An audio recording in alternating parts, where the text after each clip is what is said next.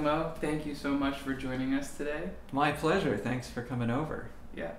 So the first question we always like to discuss on this program is, how do you take your popcorn? I like it very straight up. Mm. I do it in a pot in olive oil with salt. Olive oil? Yeah. Mm. Creates a nice subtle flavor. What kind of olive oil do you use? Like extra virgin? Extra virgin, yeah. Oh, yeah? Mm. Yeah, because otherwise you can't taste it. Right. So, Kettle Corner New Music, one of the ideas of the series is to share music in a bit of a more informal way. And so we're always curious to ask people, what are some experiences they've had outside of traditional concerts that have been meaningful? One thing I like about the sort of what's going on in our world of new music in New York is that it is very grassroots. The sort of energy that you get from the bottom up. So, I've been putting on concerts in New York since before I moved here, since when I was at Yale. And we would, band a bunch of composers together, 6 or 7 composers, rent out some little art gallery or something, and, just ship up a bunch of our music because we wanted to be in New York. Yeah. So you are a pianist and you play a lot. Can you speak a little bit about that? It's something that I think about a lot, the sort of relationship between writing and performing and playing my music, playing other people's music. I've come to think of my piano work as it's kind of like a research project of how to become a better composer. Mm-hmm. Like that's where I do my scouting and my, like a lot of my my sort of gleaning from other people is done hands-on, at the piano. What do you think your playing brings to your composing when you sit down and write a piece? I think I have maybe slightly more empathy. It's like an empathetic perspective for the performer. When I'm playing a piece of music, especially a piece of new music, I like to feel as though everything I'm doing is for some particular purpose. And as a result, I think maybe my part writing is slightly more purposeful. It's like, I don't know. I think there are two sides to that.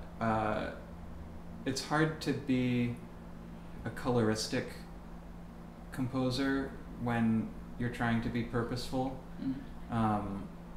because my instinct is to treat instruments almost more as characters in a drama, which is something that you hear many composers compare it to. So like, okay, why is the oboe coming in here? Like, is it just a background thing? Is it just to add color to a sound, or is the oboe actually changing the character of the music, the musical narrative? So that's actually something I've been working on reconciling recently. I think is like, how can I explore color as more of a thing, timbre, instrumental sound, just as a thing in my music, and still have it feel purposeful when like the percussionist does a thing. Well, yeah, percussion is always the trickiest one. It is, yeah, because it almost exists entirely for color. Right. How do you think your music has changed over those years, these last couple of years? I think it's been a kind of process of gradual evolution, or not even evolution, just sort of adding things. I think the way that many young composers sort of start to find their voice is by conscious limitation, of rejecting a lot and sort of deciding like, these are the things I'm going to focus on, and my music is going to be very doctrinaire and very sort of a very sort of tidy space. and adopting a more, I guess you could call it minimal style, even though I never would consider it minimalism. But adopting that style sort of allowed me to play around with a lot of ideas in a more kind of, almost like a test rig. Right. It was like a test rig for different musical ideas. And then, you know, once I became confident with those things, I would sort of pick and choose other things from other music to adopt and to allow into my style. I've never been the kind of composer who will completely change from piece to piece. Even when I was kind of figuring stuff out, I don't think each piece sounded that different from the next. It's kind of like, you know, like when you're dressing in the morning, you don't want to put on all new clothes for the first time. Right. You'll feel very uncomfortable.